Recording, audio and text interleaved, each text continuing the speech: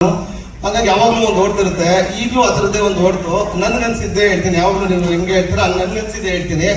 ರಂಗಣ್ಣ ಅವರು ತಪ್ಪಿಳ್ಕೋಬೇಡಿ, ಮ್ಯಾಜಿಕ್ ರಂಗಣ್ಣ ಅವರು ಆಫೀಸರ್ ಕರೆದ್ರು ಮ್ಯಾಜಿಕ್ ಮಾಡೋಕ್ಕೆ ಅಂತ. ಆಗ ನನ್ನ ಮನ್ಸಲ್ಲಿ ಓಡ್ತಿತ್ತು, ನೂರಾರು ಫಿಸಿಷಿಯನ್ ಹತ್ರ ಕಳಿಸಿ ಇಂಜೆಕ್ಷನ್ ಹಾಕ್ಸಿದವರು ಅವ್ರ ಮುಂದೆ ಮ್ಯಾಜಿಕ್ ಮಾಡ್ತಾ ಇದ್ದೀರಾ, ಮ್ಯಾಜಿಕ್ ತೋರಿಸಿದವರು ಅವ್ರಿಗೆ ಮ್ಯಾಜಿಕ್ ಅಂತ ಅನ್ನಿಸ್ತಿತ್ತು. ಹಿಂಗೆ ಅದೇನೋ ಹಂಗೆ ಓಡುತ್ತೆ ಯಾವಾಗಲೇ. ಚಿಕ್ಕ ವಯಸ್ಸಿಂದಾನು ಅಂದ್ರೆ ಎಲ್ಲ ಮಕ್ಕಳು ಬೇರೆ ತರ ಇರೋರು, ನಾನು ಬೇರೆ ತರ ಇರ್ತಿದ್ದೆ. ನನ್ಗೆ ನನ್ನ ಗುರುಗಳು ಇಲ್ಲ, ಇವ್ರು ನನ್ನ ಗುರು ಇಲ್ಲ, ಇವರು ಟೀಚರ್ ಅಲ್ಲ ಅನ್ಸೋದು. ನನಗೆ ನನ್ನ ಗುರು ಇವರಲ್ಲ ಅಂತ ಯಾವಾಗ ಅನ್ಸೋದು. ನಾನು ಏನ್ ಹೇಳಿದ್ರು ಅದನ್ನೆಲ್ಲ ಉಲ್ಟಾ ಅನ್ಕೊಳ್ಳೋರು. ಈ ಉಪೇಂದ್ರ ಫಿಲ್ಮ್ ಚಿಕ್ಕ ಹುಡುಗನ್ ಹೊಡೆದು ಕಳಿಸ್ತಾರಲ್ಲ, ಇವನು ಕೆಂಪು ಕೊಟ್ಟು 50 ರೂಪಾಯಿ ಇಸ್ಕೊತಾನೆ, ಕೊಟ್ಟಿಗೆಯಲ್ಲಿ ರಂಗಮ್ಮನ ಜೊತೆ ಇದ್ದ, ಹಿಂಗೆಲ್ಲ ಹೇಳಕ್ ಹೋಗಿ ಆ ಹುಡುಗನೇ ತಿಂದಲ್ಲ, ಹಂಗೆ ಆಗ್ತಿತ್ತು ನಂದು. ಆದ್ರೆ ಒಂದು ಸಣ್ಣ ಎಕ್ಸಾಂಪಲ್ ಅನ್ನ ಹೇಳ್ತೀನಿ. ಆಮೇಲೆ ನನಗೆ ಯಾಕೆ ನಿಮ್ಮನ್ನ ಅಷ್ಟು ಫಾಲೋ ಮಾಡಿದೆ ಅನ್ನೋದಕ್ಕೆ, ಸ್ಕೂಲಲ್ಲಿ ಅವಾಗಲೂ ಈ ನೀತಿ ಪಾಠ ಹೇಳ್ತೀನಿ ಅನ್ನೋ ಇದರಲ್ಲಿ ಟೀಚರ್ಗಳು ಹೇಳ್ತಾರೆ, ಮೇ ಬಿ ಕರೆಕ್ಟ್ ಹೇಳ್ತಾರೆ ಅನ್ಸುತ್ತೆ ಅವರು. ಏನೋ ಓಡೋದು ಯಾವ ತಲೆ. ಒಂದು ಬಡವ ತಂದೆ, ತುಂಬಾ ಬಡವ ತಂದೆ, ಅವನು ತುಂಬಾ ಕಷ್ಟ ಬಿದ್ದು ಇಬ್ರು ಮಕ್ಕಳನ್ನ ಸಾಕ್ತಾರೆ. ಒಂದು ಹಳೆ ಸೈಕಲ್, ಒಂದು ಹವಾಯಿ ಚಪ್ಪಲಿ, ಗೋಪಾಲನ್ ಅಂತರದ್ದು ಯಾವುದೋ ಒಂದು ಕ್ಯಾರೆಕ್ಟರ್ ಸಾಕುತ್ತೆ. ಆ ಬಡವ ಸೈಕಲ್ ಮೇಲೆ ಇಬ್ರು ಮಕ್ಕಳ ಹೆಸರು ಇರುತ್ತೆ. ಮಕ್ಕಳೆಲ್ಲ ಚೆನ್ನಾಗಿ ಓದಿ ಬೆಳೆದು ದೊಡ್ಡವ್ರು ಆಗ್ತಾರೆ, ದೊಡ್ಡ ಕಾರ್ಗಳು ತಗೋತಾರೆ. ಆದ್ರೆ ಆ ಮಕ್ಕಳು ಕಾರ್ ಮೇಲೆ ತಂದೆ ಹೆಸರಿರ್ಲಿಲ್ಲ ಅಂತ. ಇದರಿಂದ ಏನ್ ತಿಳ್ಕೊಂಡ್ರಿ ಮಕ್ಕಳೇ ಅಂತ ಟೀಚರ್ ಕೇಳೋರು ಮಕ್ಕಳಿಗೆ. ಎಲ್ಲ ಮಕ್ಕಳು ಅದೇ ನೋಡಿ, ಆ ಮಕ್ಳಿಗೆ ನೀಯತ್ತಿಲ್ಲ, ತಂದೆ ಅಷ್ಟು ಕಷ್ಟ ಬಿದ್ರು, ಅವ್ರಿಗದು ಗೊತ್ತಾಗ್ತಿಲ್ಲ, ಅವ್ರಿಗೆ ಆಯ್ತು ಗೊತ್ತು, ಈ ತರದ್ದು ಏನೇನೋ ಹೇಳೋರು. ನಾನು ಕೇಳ್ತಿದ್ದೆ, ನಿನ್ಗೇನು ಅನ್ಸ್ತು ಹೇಳು ಅಂತ. ಏನಿಲ್ಲ, ಅವ್ರ ಅಪ್ಪ ಮಾಡಿದೆ, ಮಗ ಮಾಡ್ದ ಅಂತಿದ್ದೆ. ಏನು ಹಂಗಂದ್ರೆ ಏನ್ ನಿನ್ ಪ್ರಕಾರ ಅಂತ. ಈಗ ಈ ಸೈಕಲ್ ಇಟ್ಕೊಂಡು ಓಡಿಸ್ತಿದ್ದ ತಂದೆ, ಆ ಸೈಕಲ್ ಮೇಲೆ ಅವ್ನ ತಂದೆ ಹೆಸರು ಯಾಕೆ ಹಾಕಿರ್ಲಿಲ್ಲ ಅಂತ. ಮಕ್ಕಳು ಕಾರ್ ಮೇಲೆ ನಿನ್ನ ಹೆಸರು ಎಕ್ಸ್ಪೆಕ್ಟ್ ಮಾಡ್ತಿದ್ದಾನೆ ಮೇಡಮ್. ಅವ್ರೊಂದು ಸೈಕಲ್ ಇತ್ತು, ಅವ್ರ ತಂದೆ ಇನ್ನೂ ಕಷ್ಟ ಸಾಕಿರ್ತಾರೆ, ಅವ್ರ ತಂದೆ ಹೆಸರು ಅವ್ರು ಯಾಕೆ ಹಾಕಿರ್ಲಿಲ್ಲ ಅಂತ.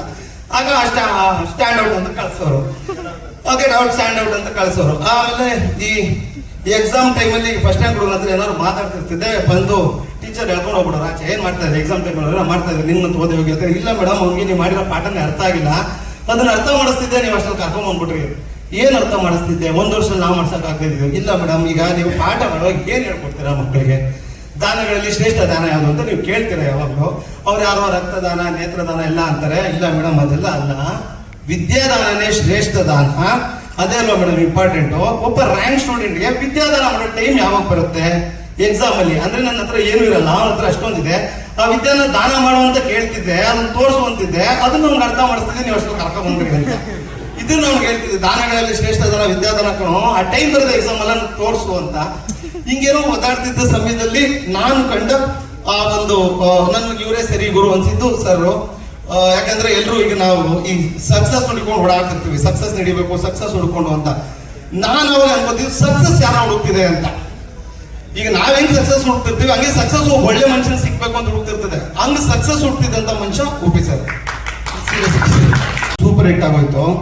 ಅದೆಲ್ಲೋ ಅವ್ರಿಗೆ ಇಲ್ಲ, ಅದೇನೋ ಕಾಕತಾಳಿಯೇನೋ ಇಲ್ಲ, ಏನೋ ವರ್ಕ್ ಆಗುತ್ತೆ ಅನ್ನಿಸ್ತೇನೋ ಗೊತ್ತಿಲ್ಲ. ಮತ್ ಸಲ್ಗ ಮಾಡಿದೆ. ಸಲ್ಗಾಲ್ ಒಂದ್ಸಲ ಇನ್ನರ್ ವೇರ್ ಅಲ್ಲಿ ನಿಲ್ಸ್ಬಿಟ್ರು.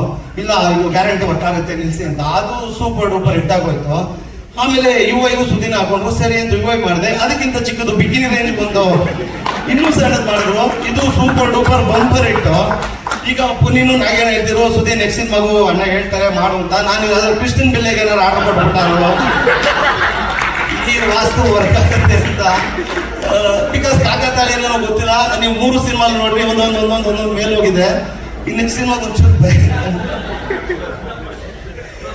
ನಾನು ಅದೇ ಮನೆಗೆ ಹೇಳಿದ್ರು, ಯಾವ್ದಾದ್ರು ಕ್ರಿಶ್ಚಿಯನ್ ಬಿಲ್ಲೆಗೆಲ್ಲ ಕೊಟ್ಬಿಟ್ಟಿರಪ್ಪ.